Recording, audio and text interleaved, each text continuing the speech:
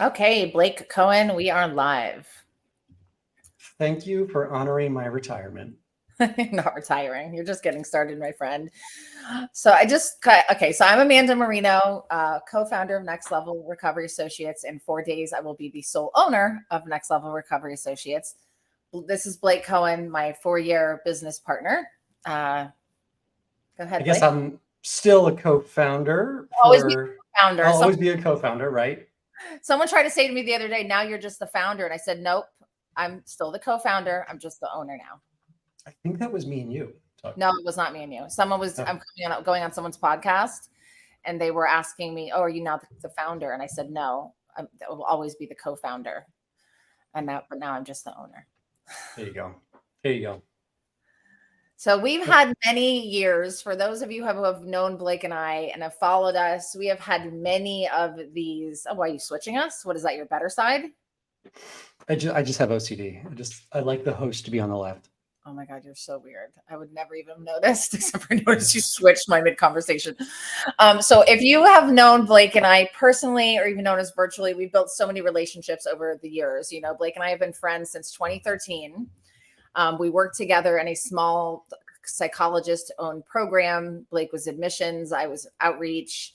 And we just kept this friendship going on parallel paths, and started this business venture.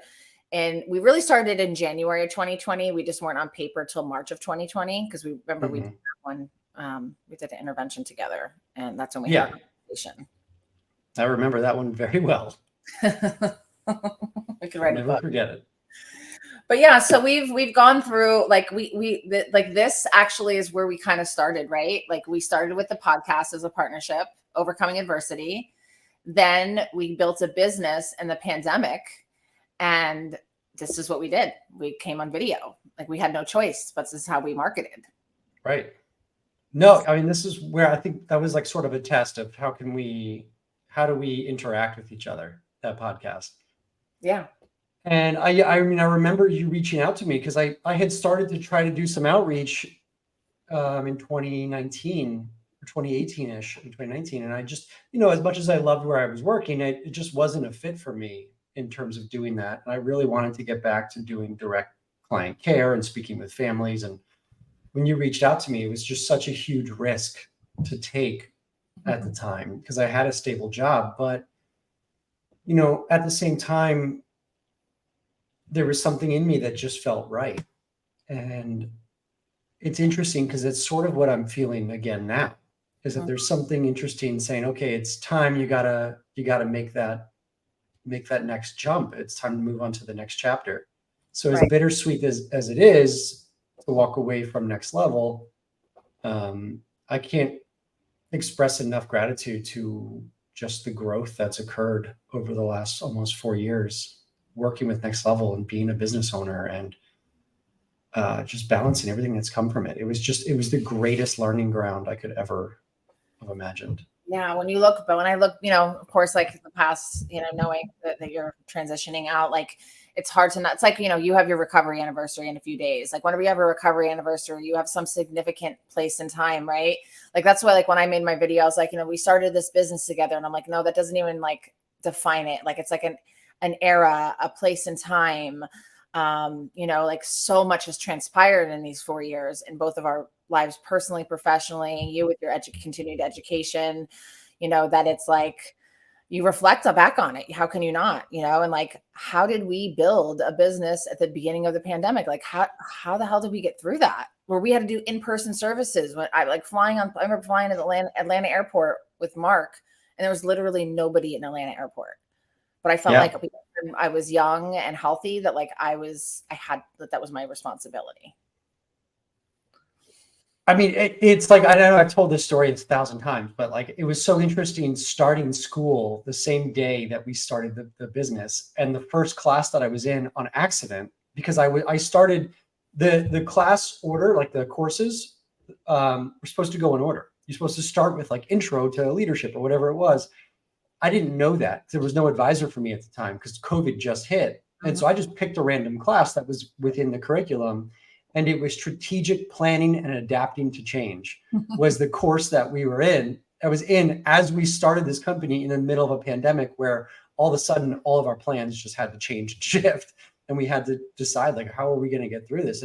But again, it was really cool because we got to explore all these different new ways of doing things and really just learn to roll with it and not get too attached to any specific plan. It was really interesting. I actually, in hindsight, feel like we actually had the upper hand, right? Because so many people were used to doing things this way that they were like this culture shock of like, oh my God, what do we do now? Like we worked with many providers. I don't know if you remember that one adolescent program in New York, like they could not figure out how to switch their curriculum to like online stuff. And like so many people struggled. I'm like, oh my God, what do we do? We've always done it this way. And like for us, it was like we were still in our implementing and learning phase. So for us, it was like, it was easy. Yeah, I don't think we had our first intervention as a company until after the pandemic started. So it was like, okay, so what do we do now? How do we make this work? And it was a lot of iPads and technology involved and driving to different places because planes wouldn't take off and trying to just figure out what way to make it work. And, we did interventions, but we also did case management. We did coaching. We did a bunch of things, companioning, and everything had to shift how we did everything. Absolutely. And made us crazy at times, having to sit in front of a computer screen all day. At times to coach people or to meet with families and try to, I know I was living in like a 1-bedroom apartment at the time and my wife was working from home in like 20 feet away from me and having to talk to these families with my wife there, who's also on a call for her job. And it's like, just trying to navigate that was just remember I had the kids home trying to figure out online schooling. Oh my God. And I remember we wanted to be able to connect with people. So we started the next level networking Zoom event. And that was like a hit. We highlighted a few professionals each time and we got to, really connect. For us, it like, again, in hindsight, it was hard as heck in it. And so much like, what do we do now? What do we do now? Strategy and pivoting and all that stuff, like you said. But like in hindsight, like we would have never been able to nationally brand the way we were in our first year if it hadn't been for the pandemic. I forgot about that networking Zoom. Yeah. Oh, we did highlight somebody. We did totally that. Forgot about that. Yeah. Wow. That was epic. And people were always asking me, can I join? How can I come? Like, and then we'd highlight different people and let them have a space. And we just, that's why a lot of people in our industry look at you and I as like leaders in this like social media kind of, technology space. We're not like leaders in it. Like if you look at the industry as a whole, right, we're kind of like, we're decent, right? We're good at it. But in the behavioral health industry, super behind, right? And so you and I were like, oh my God, you guys with your social media. Oh my God, you guys with your content. But like, that's like how we had to build our business. We had no other choice than to go that way. Yeah. No, I mean, I think it was like something that you and I were kind of used to doing already. And I think people were just, for some reason, and still are, although it's getting better. I'm seeing more like TikToks and reels from therapists and behavioral health people. People are starting to get on that train, but I don't know. People for the longest time felt weird about marketing themselves on social media. But to me, social media is a great opportunity to show your authenticity and to show what's going on with you and show what you're offering and your services and to discuss these topics. It's a great place, considering also social media is a place where that destroys mental health. I think it needs more than ever to know that there's people who are overcoming mental health issues and treating mental health issues and talking about this stuff publicly. That's actually when I was talking to Candace last week, and I think I closed with it with her. Like she was sharing that it's, something she's not comfortable with and she doesn't do. And I was like, honestly, like someone like you or like someone like one of the programs that we work with a lot that I recently reached out to and let them know, hey, you guys aren't on Google Maps or Apple Maps. There is no website for this specific program. Like I noticed all these things just because I notice all them and I know how stellar they are. And I'm like, it's almost a disservice to have a quality professional that is like doing the right thing and has quality programming and like is the best of the best to not be out there, because there's terrifying people out there. So I I took on the it's my responsibility to do interventions in person during COVID. I have also taken this on that, like, I am a good person doing good work. I have the best, psychiatrist, psychologist, dietitian, like all the people on my team to be the best of the best of where areas that I'm not educated in. I'm responsible to put this out there. I'm responsible to put out quality content.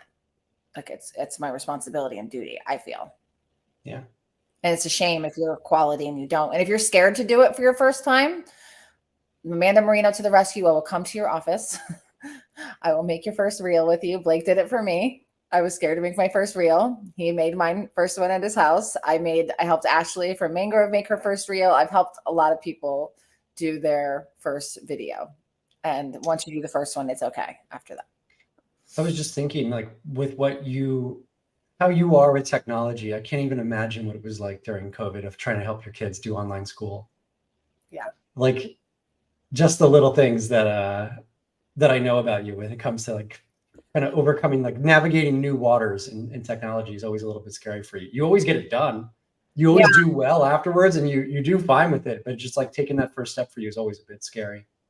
Yeah, it is. It's just like you. Obviously, I'm not a bit. I'm not alone in this because I've just watched many things on it and read many things on it. Like I don't love change. Change makes me uncomfortable. If it were up to me, everything would stay the same. Nothing would change. Everyone would stay in my life exactly where they are, and that would be it. But that's like the little girl abandoned Amanda, that wants that. And I think for, to be fully transparent, because I don't fluff, or I'm not a different person on social media. Like that's been the hardest element of you leaving. I can see you swallowing. You knew where I was going with that. The hardest element of you leaving for me is our connection and our relationship and our friendship. And you're literally my chosen brother, and you're, an uncle to my kids. And like, that's been the hardest piece. Do I think I'm capable? Am I ready for this challenge on a level? Like, F yeah. Like my badass bitch inside, like knows, yes, I'm ready for this. But my connection to you and knowing that you're not going to go anywhere, right? You're still going to be, but it's going to be different. Like I put the ornament on my tree from Vail, from our family created family version trip of you and your wife and Sarah while she was pregnant and me and my kids and at your family house. And like, that's so cherished to me. And those are so special. So like, I hate change, but apparently God wants me to get like, maybe I'm going to become an expert at change. Maybe that's what I'm meant to do because I hate it so much. But that's been the hardest thing for me about this change is the emotional piece. The rest of it is fine. Yeah, I get that. I understand. I have a weird thing where it's like kind of the opposite for me of like, I kind of love change. And I've kind of looked at it as something bad a lot of my life of that. Like once things get too stable, I tend to shake things up.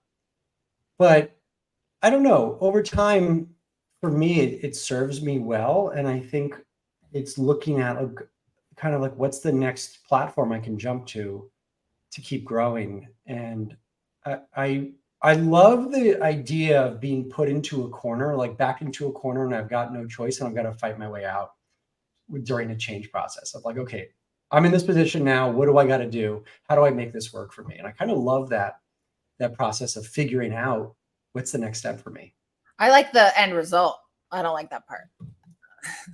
See, that's the weird thing is like, I never get that fulfillment, never lasts very long for me with the end result. I get the joy of like the little victories throughout the process of like, oh, this is cool. We just figured this out. This is cool. Let's keep going. Yeah. I'm becoming a master at change, so like literally within 2 weeks, I went from on my knees, bawling, crying about you leaving. Like I knew it was potentially coming, from not getting invested in to you leaving. I went from like crying at Phil's house while I was working out, just pouring tears. Like, what's wrong? I'm like, I don't know. Just everything. To like 2 weeks later, like already like in full mode to like move forward. You know what I mean? So, but I have my process, my change process is the emotional piece. The logistical piece, I me, I figure shit out. I make shit happen. So I have some kind of gift with that, but it's the internal struggles that are the hardest for me. Yeah, that makes sense. That makes sense. I've seen that over the course of the years for you, and you have a process where things unfold. I think for me, it's like I usually don't feel anything until it's all said and done, and then I'm like, oh crap, what did I do? How do I get out of this? So it's Right. like it's just mine's like a delayed emotional Well, response. that's why Or we've always balanced each other so well.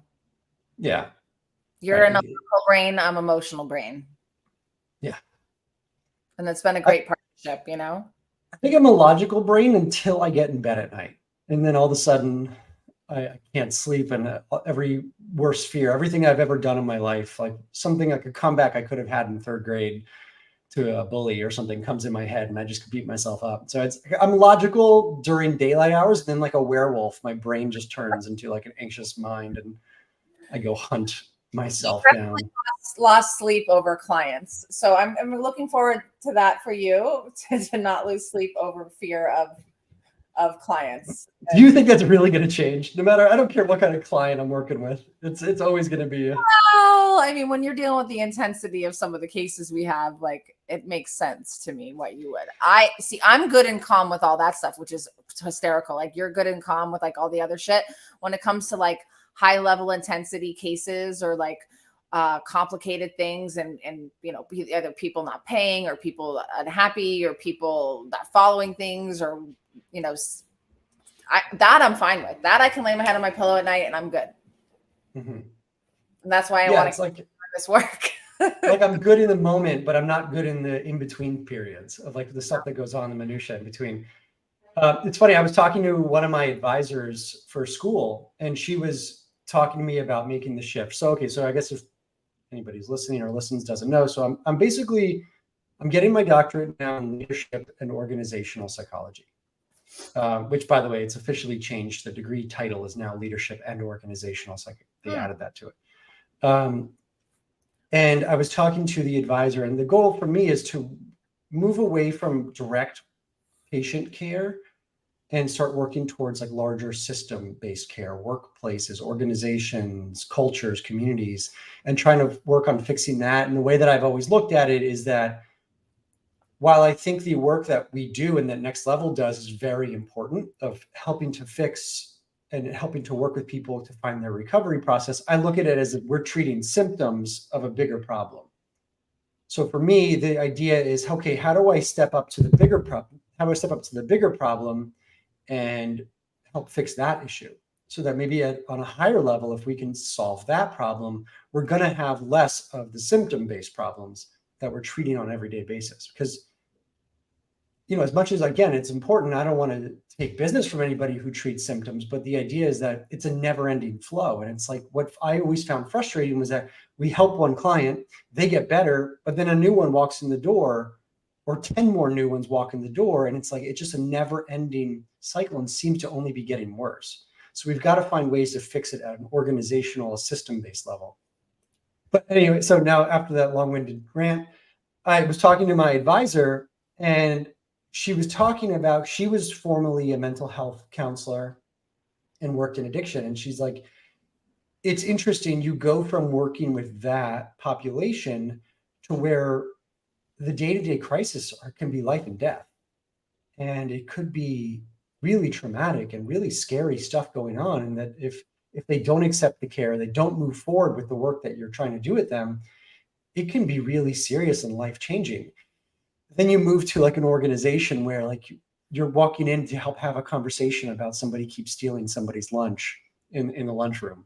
Like that's the biggest problem that you deal with. And they're like, she's like, the best part of doing this work is you take your skills from working with those really high intense situations and you move to more of an organization level where you help improve communication. And it doesn't cause your adrenaline, your fight or flight to kick in when you're For you dealing with it. and the way you think, it's definitely a good move. Yeah. Yeah. I mean, I love it. And I think it'll help me be more effective. Is that not, I mean, look, I love doing the work we did, but I can't help but getting emotionally charged and emotionally invested and worried. It's just my nature. And I've tried to work on that so many times, but for whatever reason, these life or death scenarios just cause me too much anxiety. And that's okay. And that's I heard and validated. And I think the most beautiful part of this process is that you recognizing that, you finding, through your schooling, this new area of passion. And like I said on my, Dear Blake video, like, I'm so proud of you. Like, the Blake that became my partner 4 years ago would never have the audacity to do this, what you're doing today. And I'm so proud of you for choosing you and doing what's best for you and following your heart and your dreams. I mean, I've done that many times in my life with so many different things, with love, with just personal choices. And sometimes people are like, why are you doing that? And nobody understands. But like, if you know in your gut and your core that you have a calling, you have to follow that in life. Like, and if you don't, you'll live with regrets. And like, never once when I feel something the way you feel, the way you share, you feel about this journey, it's never gone bad. It's always been the right move, And so like, I honor you and I honor your growth, because I've watched your confidence and your belief in yourself and your capabilities and your, knowing your worth and your value just so increase over the past few years that I just give you so much credit.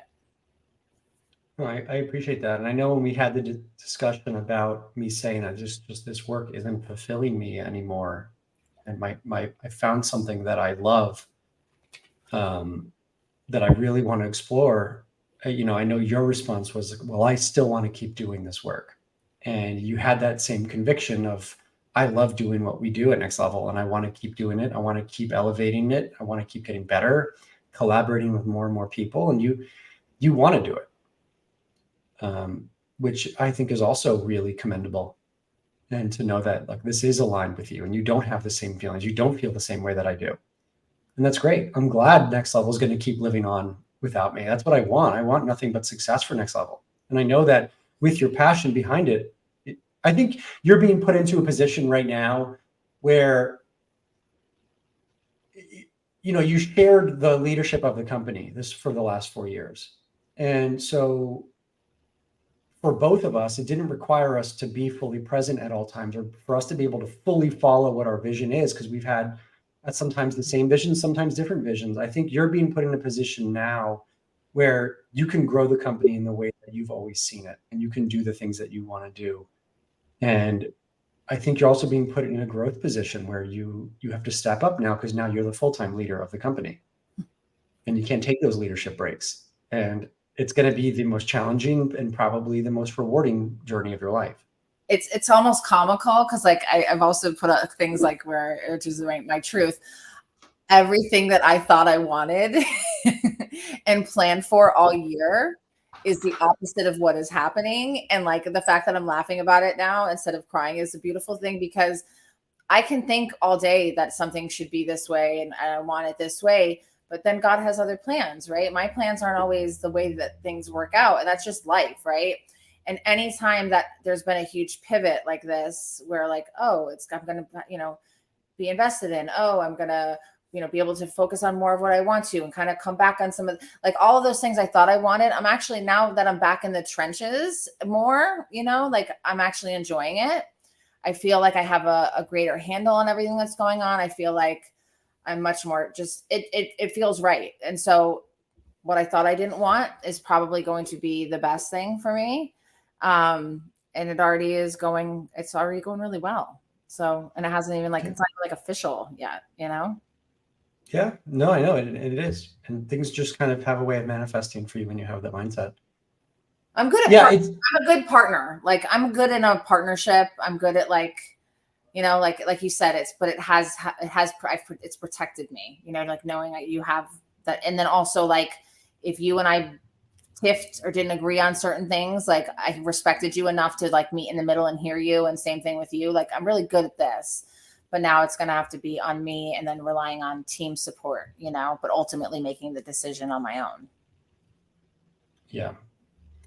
Well, if there's anything I've learned over the past 2-3 years of the master's and this last semester of this leadership doctorate, is that the leader is never there to fully take on everything. The leader's there to help empower the people who they work with and to really make them the focus of it. And you're surrounded by a great team of people, and it's really just focusing on what they can do and and just being sort of that maestro in the middle, orchestrating all the beautiful things that Next Level is going to do.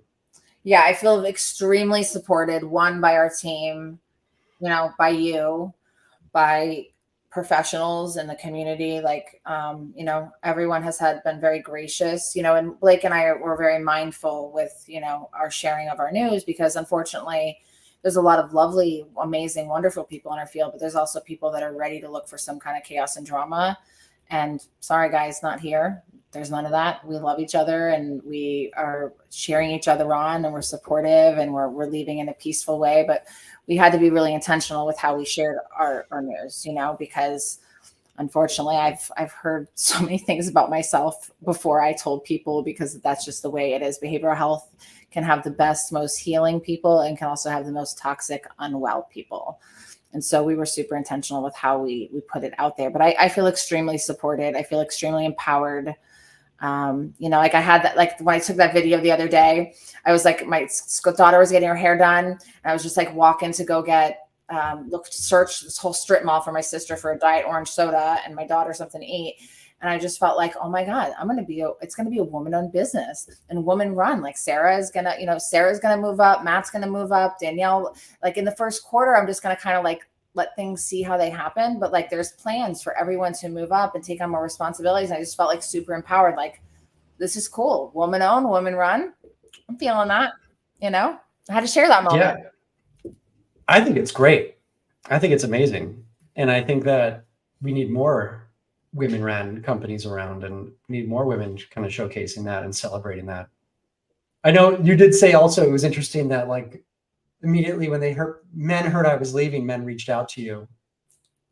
And to me, I think it's just wrong. Like they reached out in a sense of like, hey, I heard the man's leaving. Do you need another man to come in? And it's like that whole toxic masculinity, men thinking that they're so important and that they need to rescue every woman, I just think is so wrong. And I know that wasn't everybody's intention who reached out.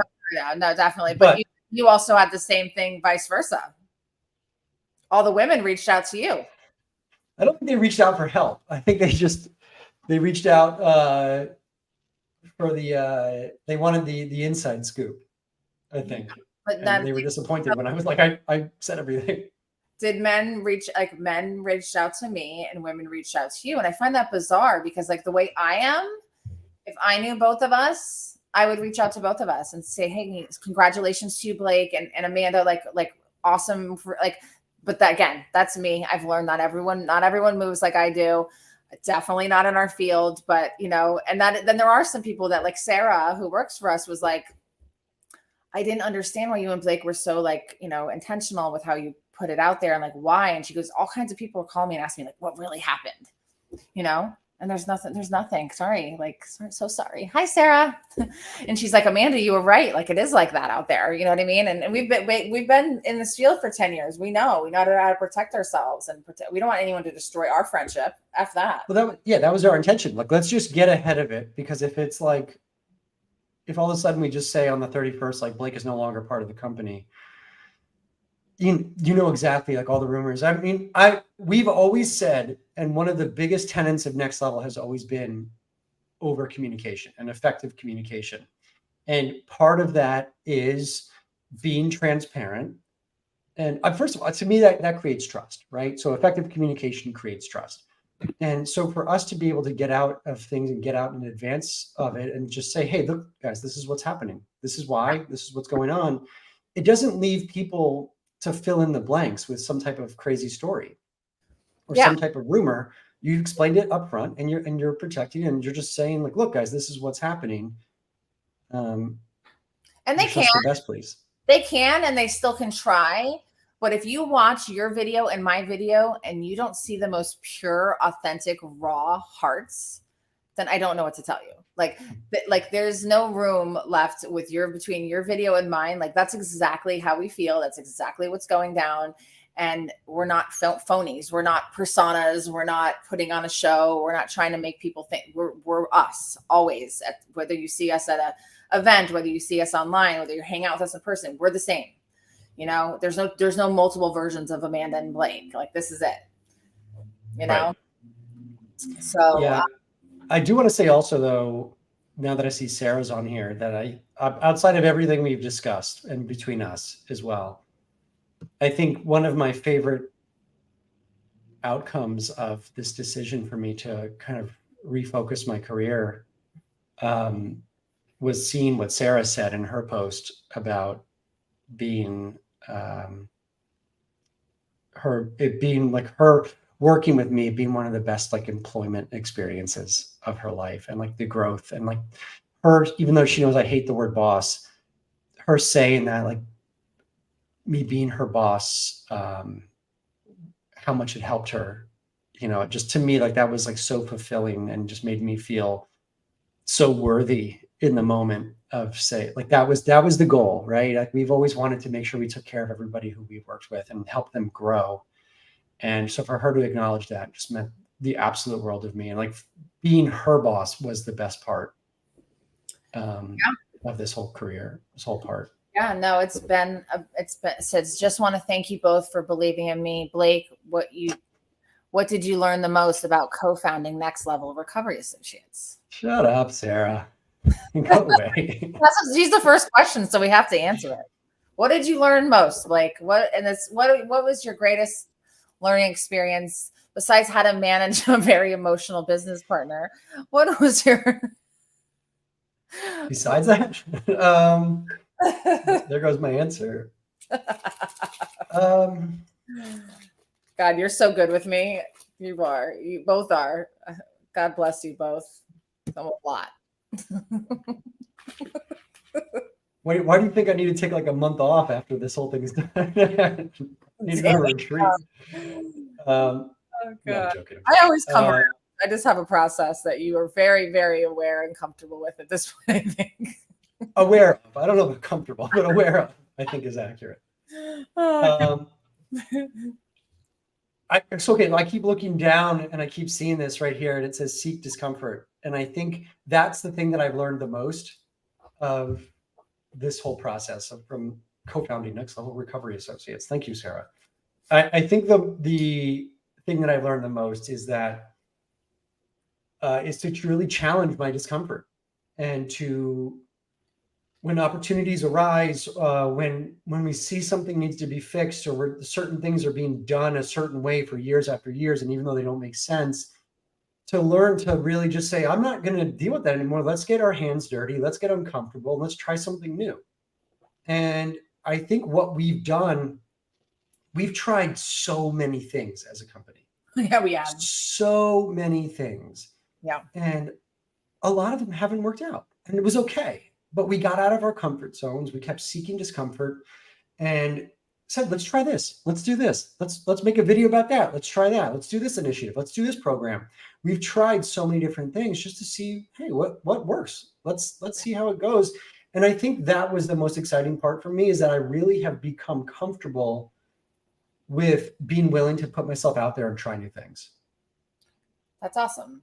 Do you remember when we had to like ban ourselves from new ideas for a while? Like we literally were so burned out from new things. So Blake and I are like, we always want to grow. We always want to learn. We always want to do better. Like that's just that's one area that we're like very much the same. What can we do different? What can we do better? What are other people doing that's not working? How can we do, whatever. But we came to a place last year. I believe it was like last year. We're like, there has to be these 3 things before we take on a new project. Cause we were starting books. We were starting virtual. We were starting like all kinds of shit in all different directions that we were like never finished anything, or we would try it a little bit and then we would be like, okay, no, not now. And then pull away. So we had to like ban ourselves from starting new things for a while. Do you remember that? And I think too, there was like, we were trying to, in reality, we were trying to be good entrepreneurs and grow the company. So we kept coming up with ideas and we're like, let's go with it. But the problem and like the missing piece was that there were so many things that we weren't passionate about, that we were just trying just to try, or that we had a little spark of passion, but we never really explored. And that was the issue, is that we never like took the time to say, do we really want to do this? And do we want to commit to this long term? And if the answer was no, we probably would have stopped there. But instead we just said, hey, I got an idea. Let's roll with it. And I think we were really good at supporting each other's crazy ideas at times, we would both just say, okay, yeah, let's try it. Let's see what happens. I remember it was, I think, my live with Doug Penny, where he had those 3 things. Look, you're eating, I'm eating, you're swallowing pills. We're just really being No, again, my OCD coming in as I'm taking my vitamins at exactly 12:30. What's it called? The like, is there a need for it? Is there going to be money to make? Is it something we're passionate about? There was like the 3 things that, like, I have to call Doug Penny out. Doug Penny got that from Good to Great, a book that he got it and he shared it, and it stuck with me. 100%. And what that's called is the hedgehog concept. Yeah. And because so a hedgehog being chased by a fox is agile, can move quick, can bite down, can do all of these things, can bury, can do this. But a hedgehog is good at one thing, and it's good at defending itself. It curls up into a ball and has its nice spikes and can protect itself. So they came up with the hedgehog concept, which is this something I'm passionate about? Is this something that can drive our economic engine or make us money? And is this something that we can be the best at? Yes. That's the hedgehog concept. And you have to find the services that are intersect right in between those 3 circles. And we've done that over the years. We've seen what we've become great at. Like, we're great with companions. We're great with, we do things different with companions. That when I was a companion, the things that I went through and experienced, we've been able to do so much better. Like, we found the things that we're great at. We've definitely implemented a lot. No, I agree. So Sarah has another question. Boss is on the hot seat. What would you have done differently? Is there anything? That's a great question too, Sarah. Blake's gonna really hate you after this one. She knows that I don't like to be called boss. I think the question's to you. Hold on. To me? Yeah. No, it's to you, Blake. You're the boss too. I know, but Sarah, clarify. Who is this question for? Both of us. You have to answer it too. Okay. I'll go first since I'm fine with uncomfortability like this. What would I do different? A few things I've learned. Keep some of my personal struggles out of business hours. Not because there's such an enmeshment in our field. I've learned to keep people that are like on the outside of behavioral health, like keep my private life private, but I think I need to work on doing it more in my inner working of business. So I think that I will, I have therapists, I have supports, I have all these things. So I think that one thing I will do differently is bring less emotional stuff into the business forum. I think there was a lot of times that a lot of the heavy stuff I went through, because you feel the way you do, you were deeply affected by. And I remember at one point, you were like, Amanda, there's so many things you've gone through that, like, and you feel for me and you care. So I don't ever want to make someone feel like that again. So that's one thing I would do different. That's like the deep, right? That's deep. Another thing I would do different is I would listen more. I like to talk. I'm working on listening more. So I would listen more. And, I've really worked on my reactiveness. Like, I used to be like with the reaction. I've definitely learned how to take a day, take a pause. So that I think has already like come night and day from where I was. And I would have more fun. Like, I think there was moments where we did fun things as a team and a group, and I want to make my intention to like make sure every quarter that like we do something fun and bonding as a team. Like I would have had it be a little bit more light and lively in moments of the team stuff. So those are my ones that come to my head and heart. Well, you could have more fun now that the fun police is gone. Going on a boat right when Blake leaves. We're going boating. There you go. Celebration. See ya. No, I'm just kidding. No, I want you guys to celebrate. It's a new chapter. A new era. Yeah. All right. What would I have done differently?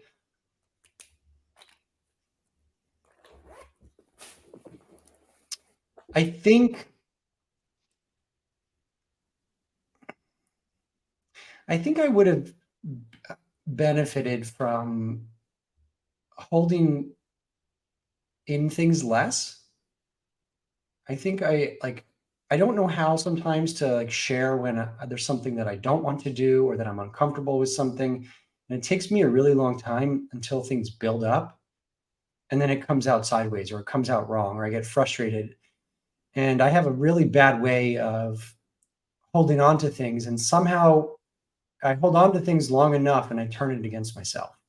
Mm. And then it somehow becomes like a self-deprecating, self-hating period of my life. And I think I went through that and then everything comes out sideways or angry or anxious and I lose sleepless nights. Mm. So I think I wish I got better at communicating uncomfortability in the moment or sharing my open, honest thoughts in the moment as opposed to like letting things build up. I think sometimes like expressing myself, even positive things, like it's hard. And it's just not how I grew up. And it's hard. It's uncomfortable for me at times. You've I definitely think I, you've grown in I that area though. I'll tell you that. yeah, getting there. I think also I wish was able to like celebrate victories more or to feel the successes of next level more. And I'm not like a pessimistic person. I wouldn't say like I'm negative, like a negative person, but I think like for whatever reason, it's like if something good happens, I look for like the negative at times to say like, well, it's not that good because this happened. And I wish I didn't do that as much. And that's another thing I'm working on. And then I think I just wish I stayed consistent with self-care practices throughout this whole period. Like I shouldn't be starting therapy right now. I wish I started therapy a little bit earlier. And I wish I stayed consistent with meditation. It just comes and goes. And like I know what it's like to feel great and grounded and mindful. And I know what it's like to feel completely destabilized, which is my new favorite word to describe myself. But that's also part of the reason why I'm leaving Next Level is there's so many things when people look for one reason, like I don't have one reason. I mean, yeah, I'm leaving because of school. I'm leaving because I want to switch the adjacent fields and move over to this leadership org psych stuff and really focus on that area of passion that I love. But I'm also leaving partly because I feel kind of like knocked off my seat a bit, and I gotta like figure out how to get myself back on it. I'm destabilized, as I said, and I think I just need to take some time for the first time in my outside of getting sober early on and being in treatment for 90 days. I don't think I've ever just taken some time to say, okay, Blake, what do you want? What's going on with you? Sit still and design how you want your life to look right now. You are in complete control. And it's been a long time since I've challenged myself in that way. So I think me leaving Next Level, it's like for professional reasons, but also for personal and emotional and spirituality reasons. Yeah, that makes sense. And of course, it took me 43 minutes to get emotional. So that's a record. But as you were saying, what you were saying just reminded me of like, of how you balance me, like because your things were exact opposite of mine. So you said you want to express yourself more. I want to express myself a little less. You said you wanted to that you think in the kind of a negative tone. I think over toxic positivity sometimes. Like, I'm always believing the manifesting. I'm always believing it's going to work out. And sometimes like that's where I fall short because I expect everything to just be okay all the time. And sometimes it's fucking not. It's just not. Mm-hmm. And enjoying the victory, like just everything that you said, it was kind of like just mirror or opposite of. And that's why we've been the best business partner for me, because areas I fell short, you carried me. The darkest times of my past 4 years, the hardest times, you've carried me. Like I said, you've like not literally picked me up to the ground, but like literally picked me off the ground. And like I can't be where I am, and I wouldn't be who I am without these 4 years. I'm looking at this next era chapter, whatever you want to call it, as an opportunity for I think if we were yin and yang to each other, I think like the ultimate goal is to become yin and yang within ourselves and become more balanced in those areas. And we can't do that if we have somebody that we rely on for the other half of what we're supposed to be, the balance. Like we have to find that balance within. Totally. And that's what I'm looking for. And I say destabilize, I mean like unbalanced. Yeah. And I want to be able to find that opportunity to like challenge myself to find. I think I see things positively, by the way. I think it's just like a large positive picture. And I'm positive for other people. It's very hard for myself. And I want to be positive for myself. Yeah. But yeah, I mean, I agree. I think like that's what's going to happen in the next chapter is that we're going to have to find that balance ourselves, or like we're not going to be able to do this long term. We're going to have to find that balance and be able to be our own yin and yang. Yeah. And I never ever imagined that this would be ever possible. Like I never imagined doing this without you. So yeah, it's not what I wanted or what I chose. Like you said, you like quote on you know, you want this change. Like it's not what I wanted or what I chose, but it's what I'm going to go with, and I'm going to make the best of it. And I'm going to take it as an opportunity to become the best version of myself, to help my company be the best version of itself, to have our team be the best, you know, all of it. Like I'm going to give it my 110%. I'm not like that's one thing is tell me I can't do something and I'm going to show your ass like how good I'll do it. And then, yeah. So that's one thing about me, you know, like I can feel all the things I feel behind the scenes and go through all the emotions that I go through. But when it comes game time, you know. Yeah. I do think that was one thing that we were both really good at is, sorry, my hits. One thing we were really good at is both anytime that we're doubted, it's like in both of our natures to say like, oh, really? You don't think we can do this? Like watch what we put out and it's going to be the greatest thing you've ever seen. Yeah. Just watch me win. I have that. Watch me. Oh, I love that. I never even knew that's what that said. Yeah. Watch me. Yeah, now that is like, don't doubt me. And then there's been moments where like I've had things and I've like broken down like right before them. And you've been that, and I can be that voice for myself. And I've learned to be in many ways like, Amanda, come on. I know that once you just show up and you do it, you're going to kill it and it's going to be great. And And like, and it is like, I can have this whole thing before I walk into something and then I'm there and I'm great. And it's great. And it's authentic and it's pure. It's not fake. It's not, you know, anything like that. But like, I'm able to feel through what I need to feel through, push that to the side and show up for the things that I need to. And like, you know, I used to pray to feel the way I feel today, to feel like when in my marriage, I tell people my ex-husband called me the ice princess. I felt zero emotions. Like I could never cry. I could never feel emotions. I just was like all goal focused, all centered on what was the next task to do, that I never even felt my feelings. So when I left my marriage, everybody was so shocked because they had no idea, because you would have never known. I made it all look pretty on the outside and I made it look all good. And like, I never want to be that person again. So if I'm a little messier, if I'm a little more emotional, whatever, I prayed for this moment, you know what I mean? And this is the most authentic, pure, raw version of me that I've ever been. And that also comes with being a woman in my early 40s. Like I feel the best I ever have, and that better than my 20s, better than my 30s. I'm going to rock my 40s. There you go. I have an idea based off Sarah's question. And since that we talked about social media and authenticity, and like, I think it'd be cool to have like kind of another question of what advice do we have for each other moving forward? Oh God, that's deep. You go first on that one. You might as well do it. Well, cry, so you go first on that one. So I think, I mean, you said a lot of it. I think that you have gotten better in so many ways too. I think you finding that sense of balance for yourself, and getting comfortable with kind of removing the safety net a bit. Think of like, do you ever watch Modern Family? No. Oh my God, it's such a great show.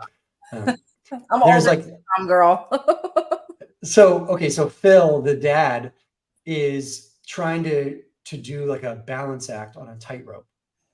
but there's a safety net under him, and he just keeps falling over and over and over again until he just says, you know what, and he removes the tightrope or removes the safety net and is able to get across on the first try. And I think sometimes we keep certain safety nets in place that protect us, but that are also hinder our growth and our ability to really shine. So I just want to see you to embrace that a bit more and embrace removing the safety net a bit more.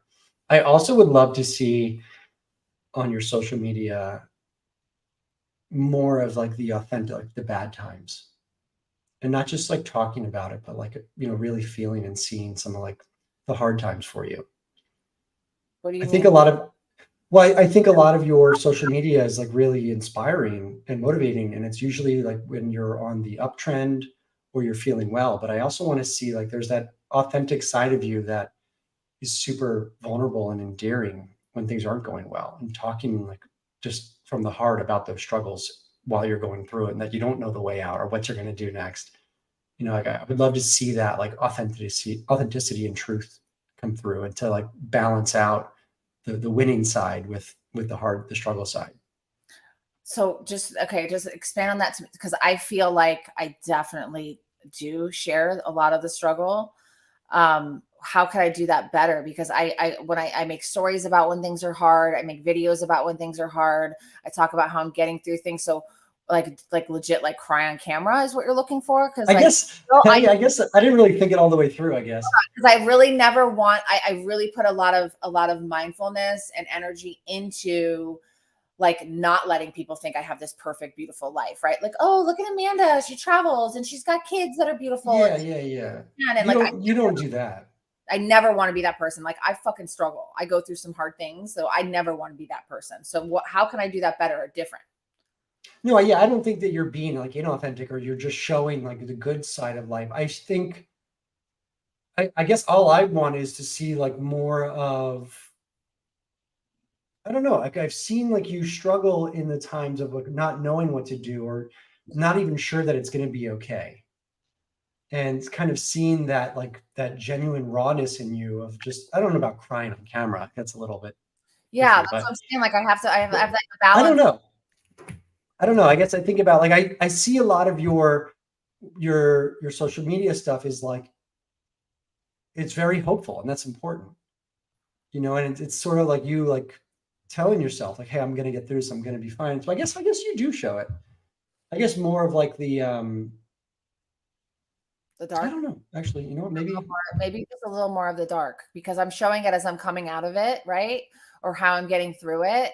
But maybe I don't talk about when I'm in the darkness enough, And I think that yeah. you and Sarah truly see all the sides, right? And there is to be the like inside, and some people are like, oh my God, you got such a, you're so lucky, or you have the like people don't have a clue what I go through on a daily basis to just be a functional adult and to show up for my kids and be a mom and to travel and to just to do all the things, run a business and deal with these crazy families. Well, I'm sorry, not crazy families, intense families. That's the wrong word. Intense families with a lot of struggles and a lot of issues, that want me to have all the answers to have everything. And sometimes there isn't one, and the high pressure. So I don't think I talk about that stuff enough. And I'm definitely open to that. Yeah, I guess that's what I was trying to get. I mean, listen, this was on the spot. I know I brought up the question myself, but like that's what I was just thinking. But I guess that's sort of what I was getting at was like, I just wanted clarity because it's good for me, because my spiritual guide has also shared with me that I need to do more of that. So I wanted clarity from you.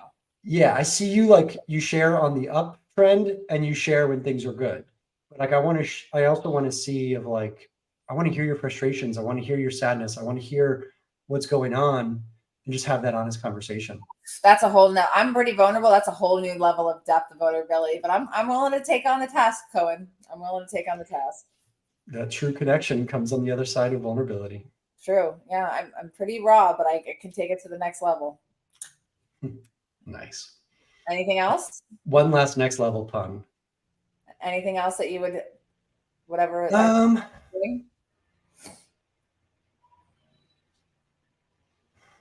Not that I can think of right now. I mean, I just think that you need to trust the process as you go through this, and rely on the team as much as you can for your honest support. Take their feedback, take their suggestions, Don't expect yourself to have all the answers. And I think we do that. We've always done that. We always, yeah. Right. But now it's on just you. Yeah. No, I'm not the Amanda Show and Next Level. It is Next Level. It is the team. It is not about me. Yeah. And I think that we've always been that way. It's about our team. And people work with us. We don't like to say work for us. Especially when I have friendships that work with me, I'm not going to say they work for me. And to clarify, that's why I hate the word boss. Yeah, I don't like. I don't like the power positions. Yeah, it can't be. There has to be a level of respect, right? Of us being the, the owners, the leaders. There has to be a respect level, and that usually, and either people get with that vibe or don't, and that's okay because we've had some people that haven't. But there is also the, like, we work together. We want to hear your input. You value you're in this case, you're just as valued. Like, I wasn't like, I was treated like a peasant on some cases I worked, like literally. Yeah. So, okay. So for you, what was the question again? Cause I drifted into another time and space. What suggestions do we have for each other moving forward? Okay. Suggestion for you. The first one that comes to my heart and mind you're starting to do is take care of yourself. You chalk things up that are big deals that you've gone through and kind of make them like, oh, well, they just are what they are. They just is what it is. And I think there's so much more to be dug up with that. You are one of the most remarkable, brilliant, kind, compassionate people I've ever known. And you don't see a fraction of what we see. And I hope that in this transition of you going through what you go through, that you see just a fraction of the most incredible person that we all see and look up to and admire and strive to be like in many ways. You've always seen that in me, and you've always been very vocal about what you see in me. And I see so much of that in you that I know is untapped, and that's going to go through. You're gonna have to do some deep therapy work and things like that. So that's one thing I hope for you. I hope for you to never keep yourself small. You are a great big force, on your own, without me. And I just hope you continue to step into that, and whatever that looks for you, continue to follow your heart, because it's gotten you this far, and allow yourself to just allow yourself to feel like I can do a little, I can tone it down a notch. I'll give you a little bit. Allow yourself to feel, what you're going through, and honor that, and honor who you are, and honor what you feel, and honor what you're going through. And you don't have to be okay all the time. And you're great enough. I've told you this, you are amazing, beyond amazing, before you had a master's degree, before you started your PhD program, before you own Next Level. You as Blake Cohen, as a human being, you're a remarkable human being. And all of those things are beautiful, awesome things to strive for and grow. But you were enough before any of that. Okay. I'll take it. I will take it. I will not negate anything you said. Yay! I will listen to it. And I want to thank you for what you shared with me, that you shared with me that you wouldn't be able to do some of the stuff you're doing now if it weren't for the partnership with me. I want to thank you for honoring that in me. And I want to thank you for all the dark times that you carried me through. I wouldn't be here in the capacity that I am today. So thank you for how you've helped me grow, for the woman you've helped me become more of, for the belief, for helping me believe in myself. And thank you for honoring that I have done that for you too, because that means the world. Definitely. No, I mean, it's true. There's that whole seek discomfort thing I was saying earlier. It's you've been the one to push me out of my comfort zone a number of times. And then it's oh, wait, everything's okay after doing something hard or trying something new. Or I think the biggest challenge for me was recognizing worth and asking for what you're worth. And that to me was I was scared to send invoices to people that did work with us, because I was I don't know. I don't feel comfortable asking for it. And I think you helped me recognize like the services that we offer, the profession that we have, our expertise have a value. And I think like attaching a monetary value to the work that we did, like helped me become more confident, I guess, in the work that we do. And yeah, like I said, I mean, I think it hasn't been an easy journey on both sides. And like, while you may have had more like emotional up and downs, like I had a lot going on, stacking on my plate. And like, I can be a little bit, what's the word? Like impulsive. I can like sign up for things. I can start a new project and all of a sudden become passionate or look for this or do that. And I think there was a lot of patience on your part, and you just kind of let me do my thing and figure out and kind of start to find a voice. And I think I thought I had a voice throughout this process. And I think like starting this doctorate program is realizing like, well, I was just starting to have some level of a voice. And I think I'm moving towards it, but I think Next Level and you served as like a great foundation for me to say, okay, you can be somebody, you can grow, you're worthy. And so I think it's just, I don't know, there's a ton of gratitude there for what's the challenges that we've faced together and gotten through together. It's been the hard, like when you look hindsight, it's like been hard, but it's been so magical too. Like it's been the best shit ever.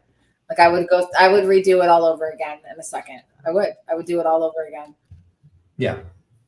I would go through it again. So support Blake next journey. You know, we're still gonna, you know, Blake's gonna still do some consulting for us because he is. He's not gonna be able to go away fully. And you know, will always be my co-founder, and now is following his next journey. And like I said, the biggest thing, like when I remove any abandonment, anything, is like, I'm so freaking proud of you for following your heart and your gut and going after your dreams, because that is hard. 90% of the world will not do that, what you're doing. So big congrats. I agree with that for sure. And I mean, believe me, like the looks I've gotten when I tell people like I'm leaving, like, what are you doing next? I'm not 100% sure. I've got an idea, but I'm not 100% sure. I've gotten a lot of weird looks, but you know what? When something feels right, I think, and if you're privileged enough to have the opportunity to take some time to figure out what you want to do, like I am, I'm in a very lucky position to be able to do that. And so I'm just following through. Walks by the way. Yep. Comes Chrissy.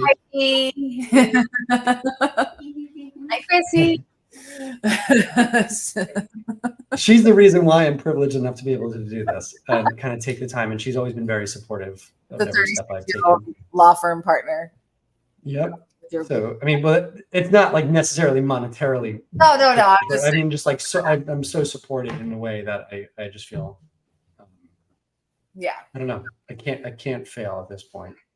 Yeah, no, listen, that's what I said when we were starting this, and you had all those clear job offers, and I had, you know, all these, like, what's the worst that can happen? Like I go get a job, you know, what's the worst that I knew, like, and the thing with knowing, like, nobody else needs to know. Nobody else needs to understand. As long as you were clear and you know, that's it. With my marriage, I had to go through that for about a year. My kids thought I was maybe having a midlife crisis, or I was a lesbian, or like I heard all these things. No, I was following my gut and my heart, and it made sense to anyone else, but like I knew, and I've never looked back, you know. It was the best thing for me, the best thing for him, the best thing for my children, you know. Yeah. And nobody needs to understand that but you. And that's like the best gift that you have right now, is like, you don't have to explain your shit to anybody. This is your journey. You just do. Sometimes you gotta do you. You gotta go take some time away from everybody. Go in the lab, concoct a better version of yourself, and come on out, and then show it to the world. Yeah. So that's the plan for right now. That's my plan too. Not chosen or wanted, but accepting and embracing. Sometimes those are the best. A new era begins.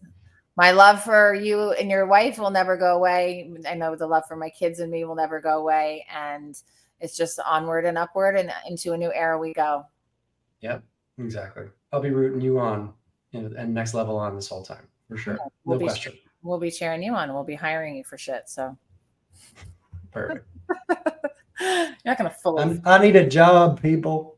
Shoot. All right. Have a great day, everyone. Please follow Amanda Marino, Blake Cohen, Next Level Recovery Associates, and follow Blake's doctorate journey. He has a whole TikTok on it, on what he's doing, through his PhD program, and just please support him on his next steps forward. All right. Have a lovely Bye. Bye.